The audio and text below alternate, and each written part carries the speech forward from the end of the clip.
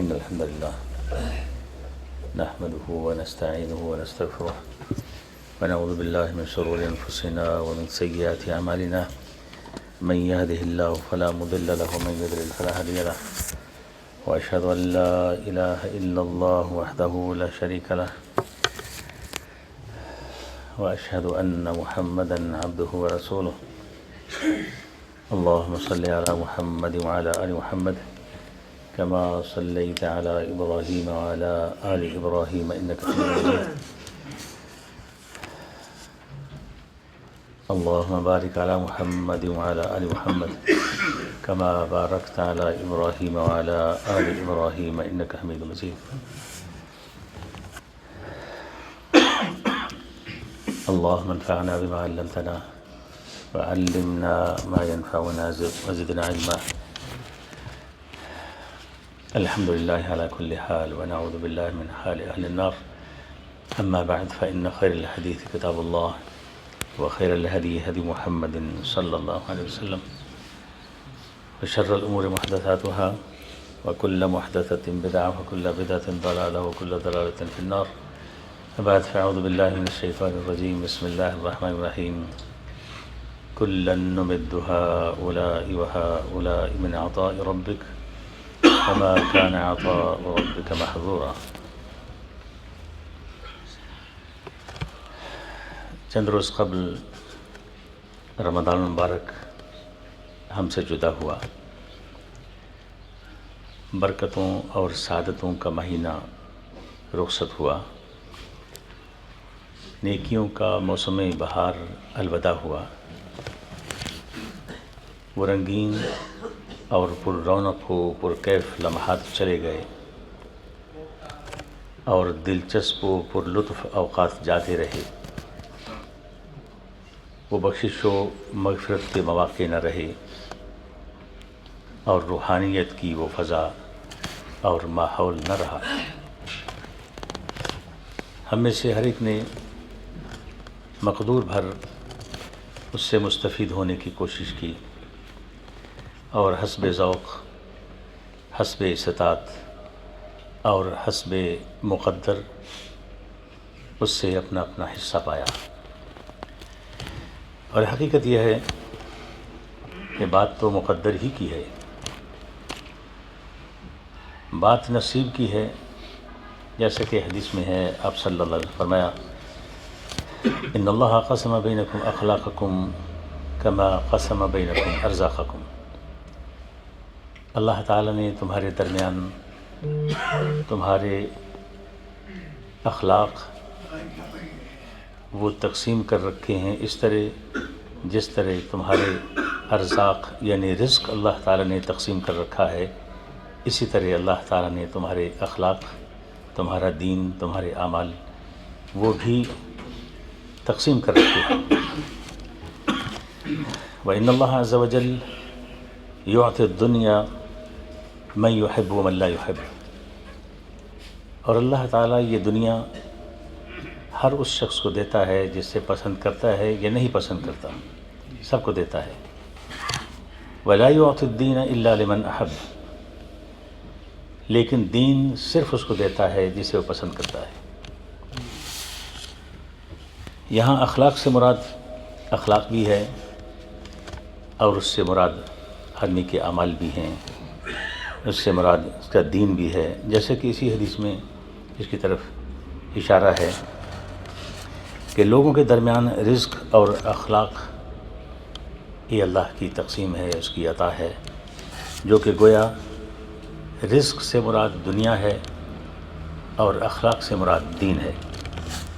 چنانچہ فرمایا اللہ تعالیٰ دنیا تو ہر شخص کو دیتا ہے جسے وہ پسند کرتا ہے یا نہیں پسند کرتا، لیکن دین صرف اس کو دیتا ہے جسے وہ پسند کرتا ہے.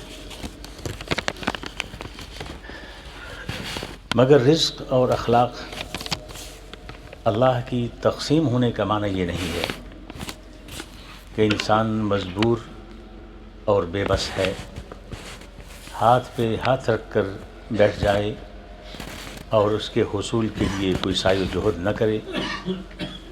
یہ رزق کی تقسیم کا یہ معنی نہیں ہے، یہ تو سب جانتے ہیں. لیکن اخلاق اور دین جو اللہ نے تقسیم کر رکھا ہے کہ کسی کو کتنا دین دینا ہے، اس کا بھی یہ معنی نہیں ہے۔ رزق جو انسان کے مقدر میں لکھا جا چکا ہے، آپ جانتے ہیں کہ وہ ہر حال میں اس کو مل کر رہنے والا ہے۔ جیسا کہ حدیث میں ہے، آپ صلی اللہ علیہ وسلم فرمایا ان روح القدس نفث فی روعی، کہ روح القدس نے میرے دل میں یہ بات ڈالی ہے کہ ان نفسا لن تموت حتی تستکمل رزقا، کہ کوئی جان اس وقت تک فوت نہیں ہو سکتی جب تک اس کا رزق مکمل نہ ہو جائے جو اس کے مقدر میں لکھا جا چکا ہے۔ فرمایا فاتقوا اللہ واجملوا الطلب، لہٰذا اللہ سے ڈرتے رہو اور رزق کی تلاش میں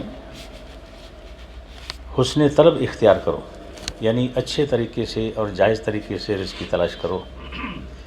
ولا يحملنکم استبطاء الرزق ان تطلبوا بمعاصی اللہ، اور رزق کے تاخیر کا تاخیر سے آنا یہ تمہیں اس بات پر آمادہ نہ کر دے، نہ اکسا دے کہ تم غلط اور ناجائز طریقے سے رزق کی تلاش شروع کر دو،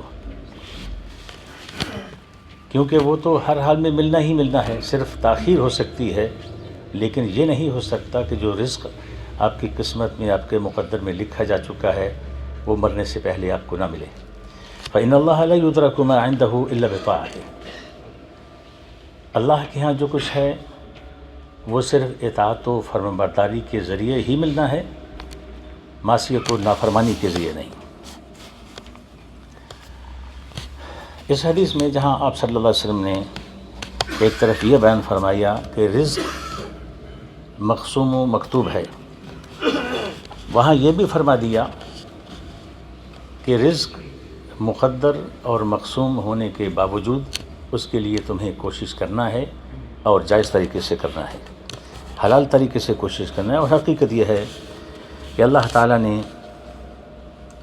اس کائنات کے نظام میں اسباب کو مسببات کے ساتھ جوڑ دیا ہے، نتائج کو مقدمات کے ساتھ جوڑ رکھا ہے، یعنی کائنات میں کوئی چیز بغیر سبب کے وجود میں نہیں آتی۔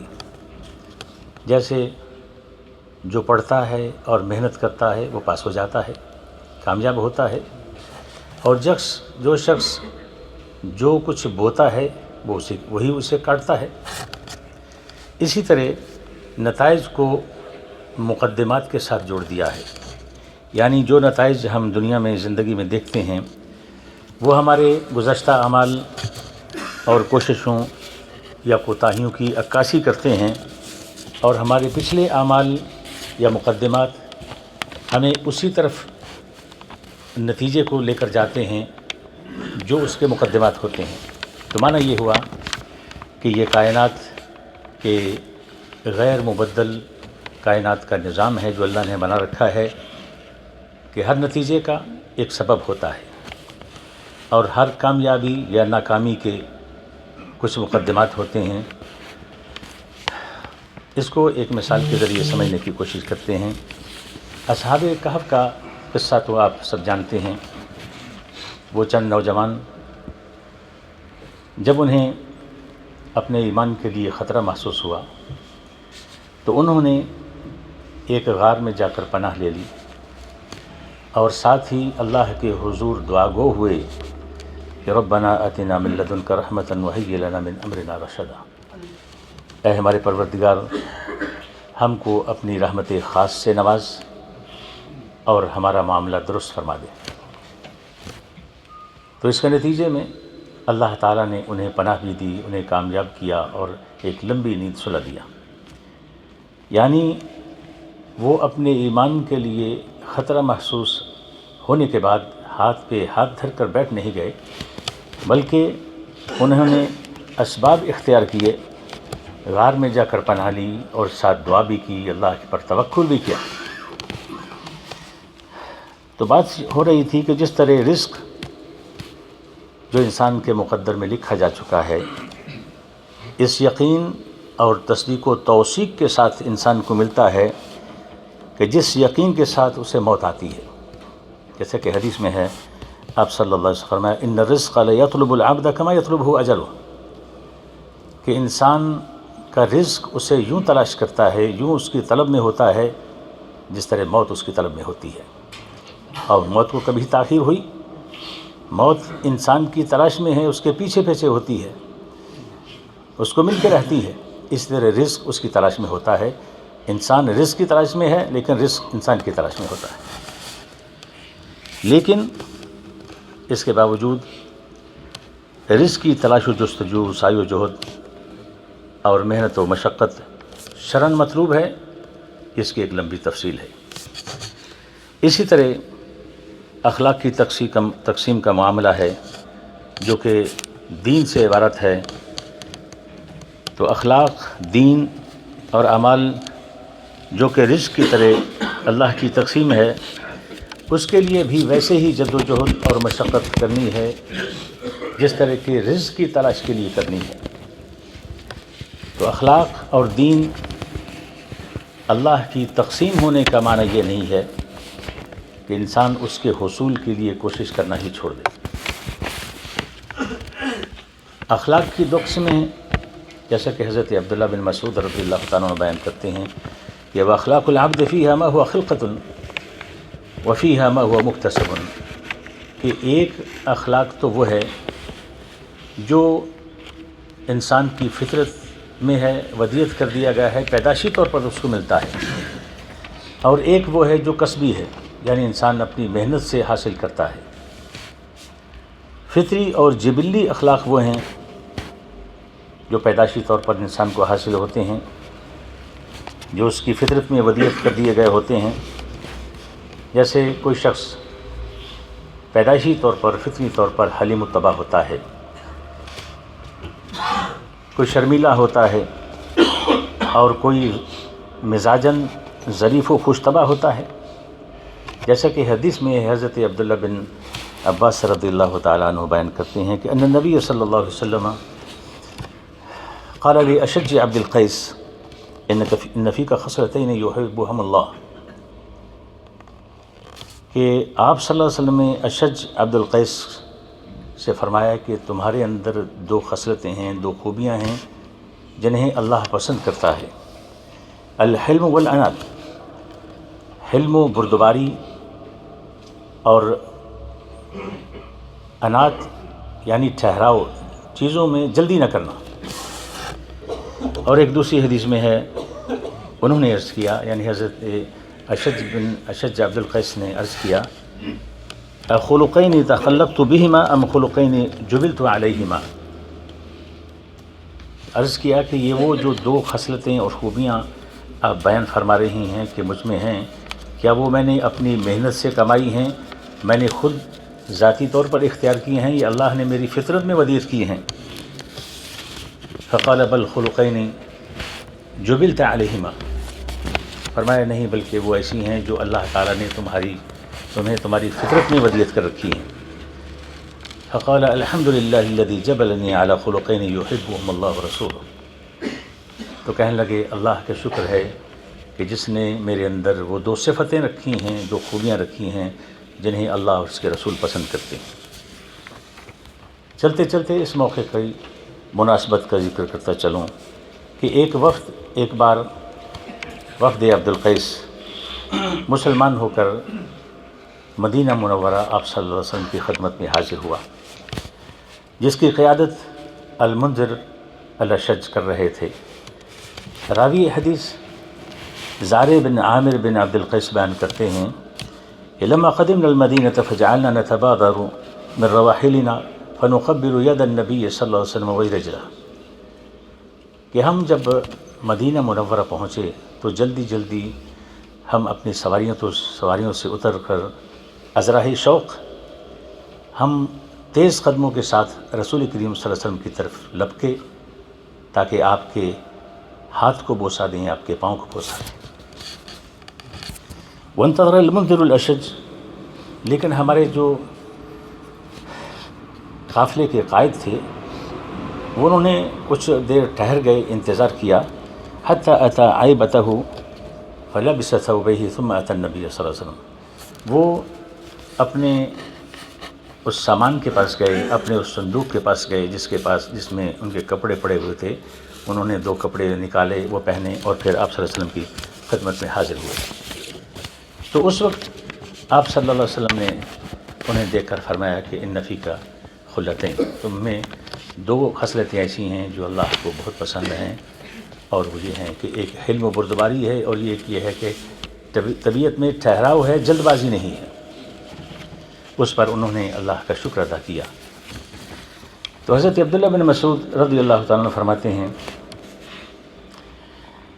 کہ بندے میں کچھ اخلاق ایسے ہیں جو اسے فطری اور پیدائشی طور پر حاصل ہوتے ہیں، اور کچھ ایسے ہوتے ہیں جو کسبی ہوتے ہیں. اور کسبی کا مطلب ہے کہ ایسے اخلاق و صفات جو انسان اپنے ارادے کے ساتھ، اپنی محنت اور مشقت کے ساتھ وہ حاصل کرتا ہے اور سیکھتا ہے، چاہے فطری طور پر اس کی فطرت میں نہ ہو، اس کی جبلت میں نہ ہو، لیکن وہ اتنی محنت کرتا ہے کہ وہ انہیں حاصل کر لیتا ہے. جیسے صبر ہے.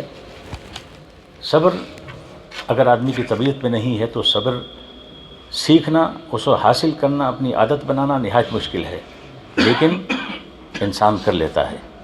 اسی طرح عاجزی اور انکساری ہے، یہ بھی عموماً انسان کے اندر نہیں ہوتی. حلم و بردباری ہے، یہ بھی عموماً اکثر لوگوں میں حلم اور بردباری نہیں ہوتی. اور جیسا کہ حدیث میں ہے، آپ صلی اللہ علیہ وسلم نے فرمایا انما العلم بالتعلم، کہ علم خود ہی نہیں آ جاتا، علم حاصل کرنے سے آتا ہے. تو اسی طرح والحلم بالتحلم، اور حلم اور بردباری خود بخود نہیں آتی، بلکہ بردباری اختیار کرنے سے آتی ہے. جب ایسے کوئی واقعات ہوتے ہیں، ایسا آپ کے ساتھ کوئی واقعہ پیش آئے کہ جہاں حلم و بردباری کا تقاضا ہو، تو وہاں بردباری دکھائیں گے تو بردباری آئے گی اور آپ اس کے عادی بنیں گے. وَمَن يَتَحَرَّ الْخَيْرَ يُعْطَهْ، جو خیر کی تلاش میں رہتا ہے اس کو خیر دے دی جاتی ہے. وَمَن يَتَوَقَّ الشَّرَّ يُوَقَّ، اور جو شر سے بچنے کی کوشش کرتا ہے اسے بچا دیا جاتا ہے. اب جس کے اندر فطرتاً حلم اور بردباری نہ ہو، کیا وہ اس بات کا عذر پیش کر سکتا ہے کہ وہ اس کی مجبوری ہے، وہ فطرت میں جذباتی ہے، اپنے جذبات پر اور اپنے غصے پر کنٹرول نہیں کر سکتا، وہ مجبور ہے؟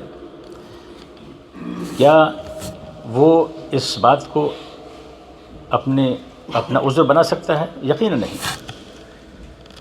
اخلاق انسان کے جیسے بھی ہوں، اچھے بھی ہوں یا برے ہوں، وہ ہر آدمی کے لیے امتحان ہے. اچھے اخلاق اگر کسی انسان کو فطرتاً حاصل ہو بھی جائیں، لیکن اس اخلاق پر اسے کوئی ثواب نہیں ملے گا جب تک کہ اس کے اخلاق کا اچھا استعمال نہ ہو. اگر اس کے اخلاق میں اخلاص ہو، کس کی ہمدردی مراد ہو، یا کسی اچھے مقصد کے لیے استعمال کیا گیا ہو، پھر تو اس کو ثواب ملے گا. لیکن اگر یوں ہی کسی غلط کام کے لیے وہ اپنے اخلاق دکھاتا ہے تو اسے یقیناً اس کا ثواب نہیں ملے گا. آدمی جیسے شجاعت اور بہادری ہے، وہ ایک انسان کی بڑی اچھی صفت ہے، لیکن کیا اس کی اچھی صفت کا اسے اجر ملے گا؟ یوں ہی نہیں ملے گا. اس لیے کہ اگر وہ بہادری کو، شجاعت کو اچھے کام کے لیے استعمال کرے گا تو ملے گا، لیکن اگر اسے فساد فی الارض کے لیے استعمال کرتا ہے، اپنا غصہ نکالنے کے لیے استعمال کرتا ہے، ظلم و زیادتی کے لیے استعمال کرتا ہے، تو اس کی اس خوبی کا اس کو کیا اجر ملے گا؟ حتیٰ کہ وہ اس کی خوبی نہیں کہلائے گی، وہ قابل مذمت ہوگی. اسی طرح برے اخلاق کی بات ہے کہ فطرتاً اگر کوئی شخص بد مزاج اور غصیلا ہو، اس میں چڑچڑاپن ہو، تو تب تک اس پر کوئی مواخذہ نہیں ہے جب تک کہ اس کا غلط استعمال نہیں کرتا. وہ اس کا چڑچڑاپن، اس کی بد مزاجی اس کے لیے امتحان ہے. اس سے مطلوب ہے کہ وہ اس پر قابو پائے اور اپنے اس بد مزاجی کو بدلے. اللہ تعالیٰ نے انسان کے اندر یہ قدرت اور صلاحیت رکھی ہے کہ وہ اپنی بری صفات کو اچھی صفات میں بدل سکتا ہے. وہ ان میں تبدیلی لا سکتا ہے. چنانچہ کہا جاتا ہے کہ الانسان قادر علی تہذیب نفسه وتغییر اخلاقه لو اراد، کہ انسان اپنے نفس کی تہذیب اگر کرنا چاہے، اپنے اخلاق کو بدلنا چاہے، تو اس کے اندر یہ قدرت اور صلاحیت موجود ہے اگر وہ چاہے۔ اس کی مثال کچھ یوں سمجھیے کہ انسان اگر نحیف ہو، ناتواں ہو، کمزور ہو، لیکن وہ مشق اور تدریب کے ساتھ، ایکسرسائز کے ساتھ وہ اپنا توانا ہو سکتا ہے، اپنے مسلز بنا سکتا ہے، طاقتور ہو سکتا ہے۔ اللہ تعالیٰ نے اپنی عنایتوں اور اپنی نوازشوں کو محدود نہیں کیا اور کسی کو اس سے محروم نہیں کیا، جیسے کہ اللہ فرماتے ہیں کُلًّا نُمِدُّ هَٰؤُلَاءِ وَهَٰؤُلَاءِ مِنْ عَطَاءِ رَبِّكَ، ہم ہر ایک کو دیتے ہیں اللہ کی نوازشات میں سے، اس کی عطاءات میں، اس کے انعامات میں سے، اس کو بھی اور اس کو بھی۔ وَمَا كَانَ عَطَاءُ رَبِّكَ مَحْظُورًا، اور تیرے رب کے انعامات کسی پر سے رکے ہوئے نہیں ہیں، ہر ایک سے موجود ہیں، کوئی اس سے کام لے یا نہ لے۔ اور اس آیت سے پہلے آیات میں فرمایا من کان یرید العاجلۃ عجلنا لہ فیہا ما نشاء لمن نرید، کہ جس کا ارادہ صرف اس جلدی والی چیز یعنی اس دنیا کو حاصل کرنے کا ہو، ہم اسے اس دنیا میں سے جس قدر جس کو چاہتے ہیں دیتے ہیں۔ ثم جعلنا لہ جہنم یصلاھا مذموما مدحورا، بالآخر ہم اس کے لیے جہنم مقرر کر دیتے ہیں، یہاں وہ برے حالوں دھتکارا ہوا ڈالا جائے گا۔ ومن اراد الآخرۃ وسعی لها سعیها وهو مؤمن، اور جس کا ارادہ آخرت حاصل کرنے کا ہو اور جیسے اس کے لیے کوشش کرنی چاہیے ویسے وہ کوشش کرتا ہو اور وہ مومن بھی ہو، فاولئک کان هم سعیهم مشکورا، تو یہی اسی طرح یہ وہ لوگ ہیں جن کی کوشش کی قدردانی کی جاتی ہے اللہ کے۔ اور پھر اس کے بعد فرمایا کُلًّا نُمِدُّ هَٰؤُلَاءِ وَهَٰؤُلَاءِ مِنْ عَطَاءِ رَبِّكَ، کہ ہم ہر ایک کو دیتے ہیں تیرے رب کے انعامات، اس کو بھی اور اس کو بھی۔ وَمَا كَانَ عَطَاءُ رَبِّكَ مَحْظُورًا، اور تیرے رب کی نعمتیں، اس کی نوازشیں کسی سے رکی ہوئی نہیں ہیں۔ تو یہ بات ہو رہی تھی، یہ قسمت کی بات ہے کہ کوئی کتنا اس مبارک مہینے سے مستفید ہوا۔ البتہ یہ اللہ تعالیٰ کا کسی بندے پر خصوصی انعام ہے کہ وہ اپنے دین کے لیے کسی کو پسند کر لے، دین کی محبت اس کے دل میں ڈال دے، دین کی رغبت اس کے دل میں ڈال دے، جیسا کہ حدیث میں ہے آپ صلی اللہ علیہ وسلم فرمائے اذا احب اللہ عبدا جعل له واعظا من نفسه، اللہ تعالیٰ جس بندے سے محبت کرتا ہے اس کے اندر سے ہی اس کے لیے نصیحت و موعظت کا اہتمام کر دیتا ہے، مقرر کر دیتا ہے، کہ اس کے دل میں ہی اس کا نفسی، اس کا ضمیر اس کو ملامت کرنے لگتا ہے۔ وزاجر من قلب، اور اس کو ملامت کرنے والا، اس کو ڈانٹنے والا اس کے اندر سے ہی ایک چیز، افکار اور خیالات اس کے دل میں ڈال دیا جاتے ہیں، جذبات اور احساسات ڈال دیے جاتے ہیں۔ یامرہ وینہا، جو کہ اسے نیکی کا حکم کرتے ہیں اور برائی سے روکتے ہیں۔